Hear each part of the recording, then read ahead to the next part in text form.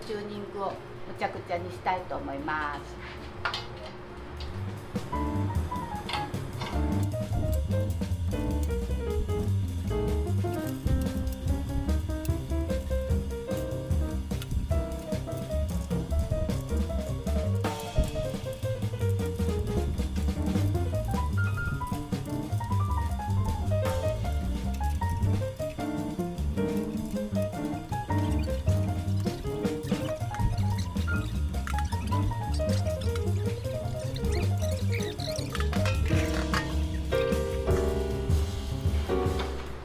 どれぐらい緩めたらいいかわからないので恐る恐るやってたんですけど、思いっきり緩めていいよって言われたので、とても緩めようと思います。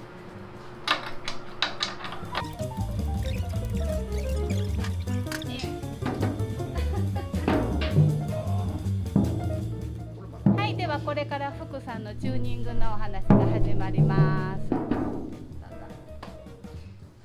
はい、皆さんこんにちは。ジャズドラマーの田中福士 from ニューヨークです。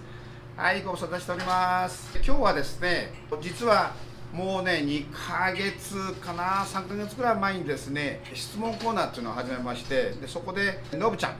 ん、のぶしんくんが昔ねニューヨークで彼はニューヨーク住んでましてね、僕教えたことあるんですけど、素晴らしいドラマなんですけど、彼がですね、福さんちょっとチューニングの仕方をもう一回教えてもらえますかということで、じゃあそのうちねちゃんとYouTube にアップするからねって言ってもう2ヶ月3ヶ月くらい経ちましたけど、今日はちょっとタイミングが合いましたので、ちょっとね簡単に僕なりのチューニングの仕方を皆さんにお伝えしたいなと思います。チューニングはねこれ非常に難しいんですけど、今日はですね僕の練習用家に置いてあるそのグレッチですけどね、別にグレッチじゃなくてもいいんですけど、それで今日はいろんなチューニングの仕方をね皆さんにご説明したいなと思います。僕はもう皆さんご存知のようにねネギドラムのエンドースしておりまして、モニターやっております。仕事はですねネギドラム使ってるんですけど、今日は、僕の練習用のグレッチでですねちょっとチューニングの仕方をねお伝えしたいなと思います。チューニングのする前にですね、いろいろちょっとねドラムのことに関してちょっとお説明したいんですけど、このドラムセットはもう1983年に僕買いました。もう随分経ってますよね。そうですね、17年プラス21年ですか、30何年38年ですか、もう経ってますけど、プロの方はねいろいろこう分かっておられると思うんですけど、まずはそのドラムセットを買った時にですね、特にこのジャズのドラムセットね、ジャズキットね、例えば18インチこういうウッドの、ジャズ用のドラムセットの場合はこの胴がシェルが鳴るか鳴らないかでものすごく違ってくるわけですね。ですから新品をもし買われたらですね、最初の2年ぐらいは表も裏ね、表も裏もピンピンに貼ってですね、どんどん叩いてください。ガンガンガンガン。そうしますとですね、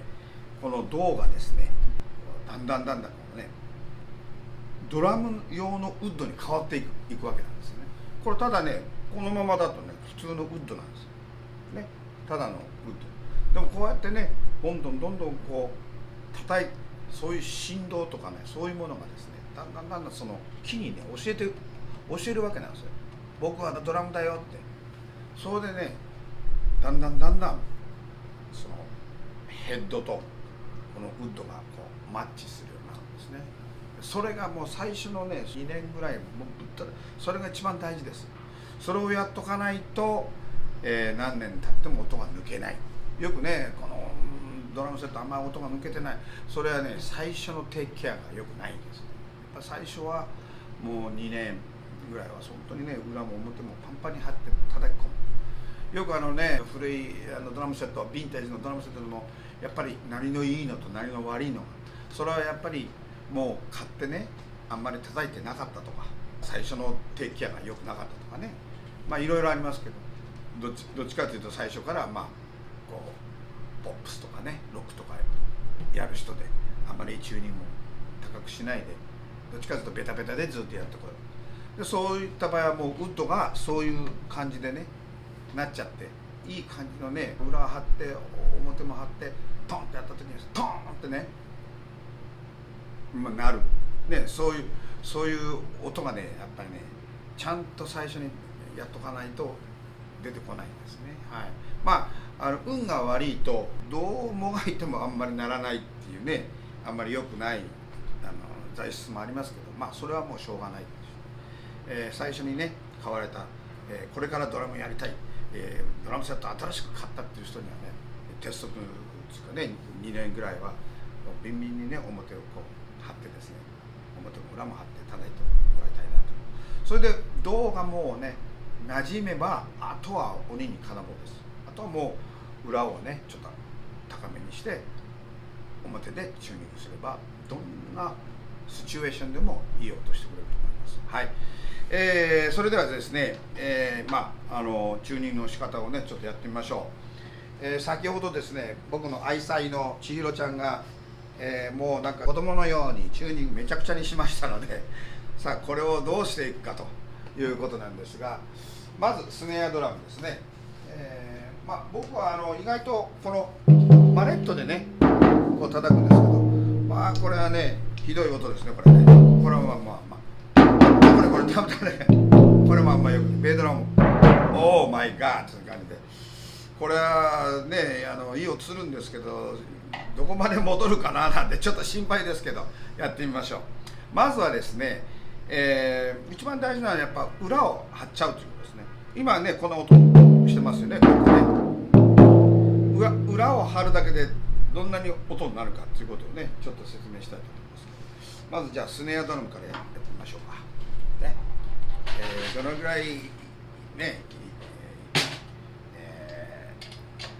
ちいちゃんを緩めたんですかね。これはそんなに緩めてないですね。横がこう緩んでるちょっとバランスがよくでもこれが全くね締まってなかったですね。大体こんな感じで締まってるなっていうところまで締めます。はい、でまんべんなくね、よくねこういうなんていうんですか、対角線上、対角線上ですか。最初はね別にね順番にこう隣のできたらこう対角線上にこう締めていくっていうね。こんな感じで、これ最初のね新品、もしこれが新品のスネアドラムだともうパチパチこのヘッドがね新品のやつをこう張り替えるときはねパリパリって言いますから、それは全然大丈夫ですから、別に破れたりしませんから、こうやってね少しずつこう締めてまんべんなくで、さっき叩いた音よりもこれでずいぶん変わってると思いますよ。はい、ちょっと叩いてみましょうか。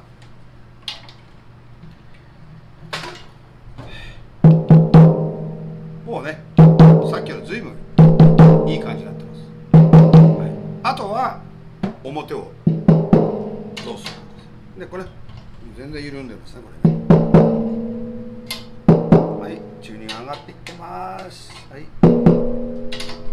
なものですかね。はい、なかなかいい感じになってきましたね。これも緩んでますね。こんな感じでね。はい、いい感じになってきました。はい、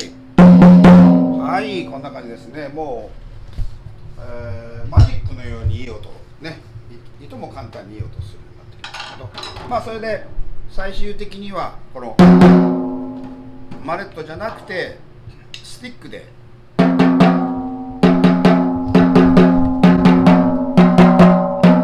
ういうふうにね、だいたいこのボルトから2センチぐらい、2、3センチ、2センチぐらいですね。これ2、3センチ、こんな感じでちょっと叩いてみます。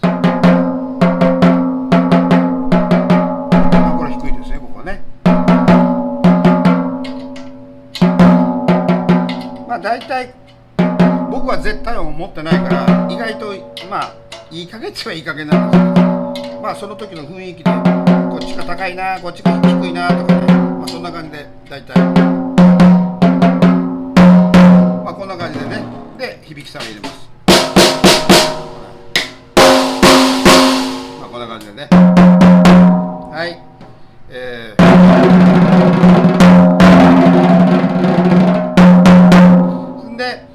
とはですね、これが一番大事なことなんですけど、最近その若い人はね、なんか若いジャズドラマーの人ものすごくチューニングが高いんですね。なんかもう特にフロアたまたまなんかテンペランスな音してペンペンペンペンっていうのはね、でスネアなんかもペンペンピッコロスネアドラムみたいな音をする人も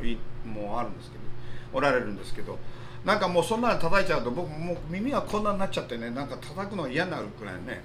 そんなチューニング高い人がいますけど、ま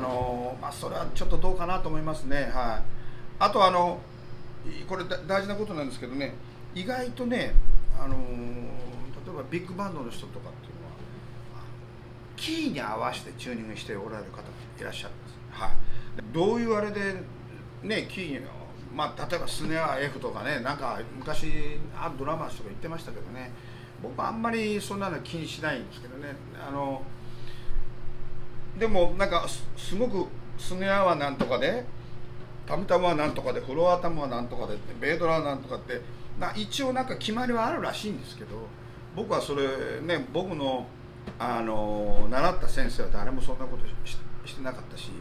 直接そういうことはちょっとランしなかったんですけど、まあそういう方もいらっしゃいます。日本の方でもねいらっしゃると思うんですけど、でビッグバンの方なんかね、特にやっぱりねオーケストラですから、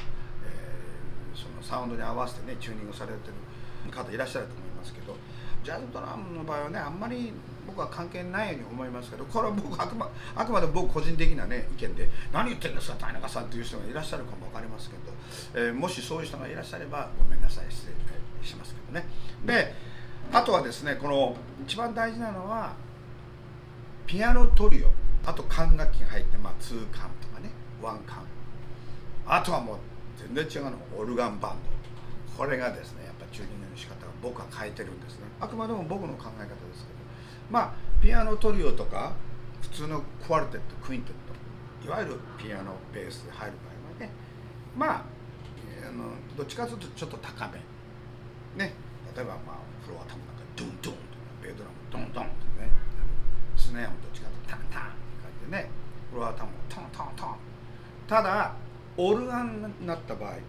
これはみんなねオルガンのバンドなんか聴いてもらいたいなと思うんですけど、意外とオルガンバンドはローピッチなんですね。まあ、スネアなんかはもう、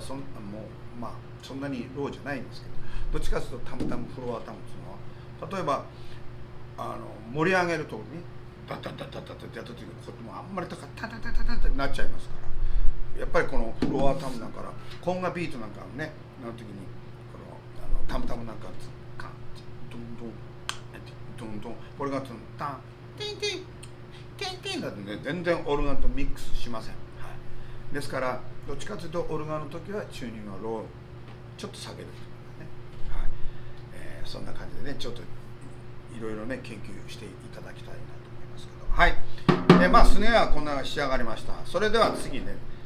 タムタムですね。タムタム参りましょう。はい。これはどんな感じでなってるんですかね。おお、チーローちゃんも相当悪い人ですね。これちょっとえらいチューニングね、もうベタベタになってますけど、はい。じゃあちょっと外してですね、裏の方からね。相当緩んで、相当緩んでますね、これはね。いや、これは相当緩んでる。はい、まあ大体手の感覚でですね、まあ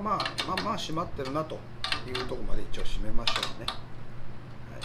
順番に少しずつ。もう締まったかなと思っても、他のとこやってるとね、またぐっとこう回りますからね。こんな感じでね。で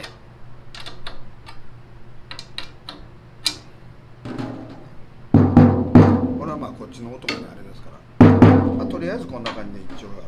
て、あとはですね表をちょっとねどのくらいいるんですかね。おお、かなりね回りますね。はい、だいぶ緩めてますな。チーロちゃんも意地が悪いっていうかなんていうかいやこれはチューニングのやりがいがありますね。はい、じゃあ必ずね音が変わりますから、これね。さあどんどんおおこんな感じに変わるわけですよね。いい感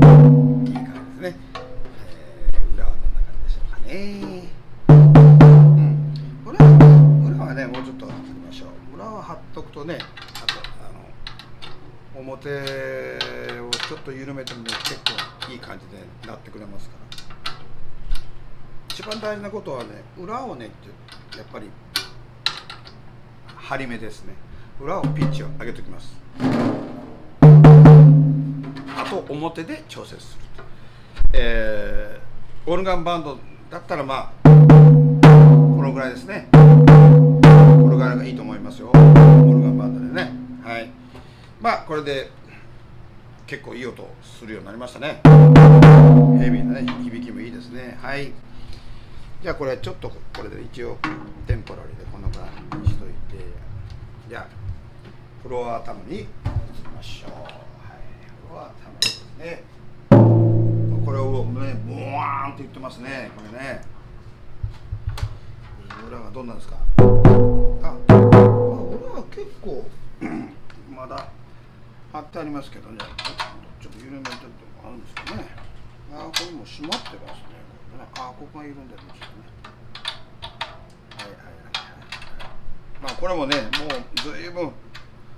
おそらくこれ買った時から変えてないと思いますね。これグレッチのヘッドがね貼ってあるから、グレッチのね、これはだから83年からですよこれ。信じられないね。いい音してますね。はい。じゃあこの表でね、これ裏がまあこんな感じですか。表もうちょっとねボワーンっていうのを消しましょう。これがもう全然閉まってない。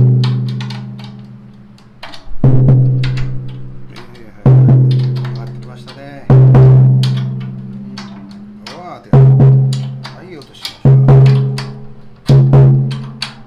はい。もうね随分さっきみたいなモワーンっていうの消えたでしょ。はい。これ大事なことなんですね。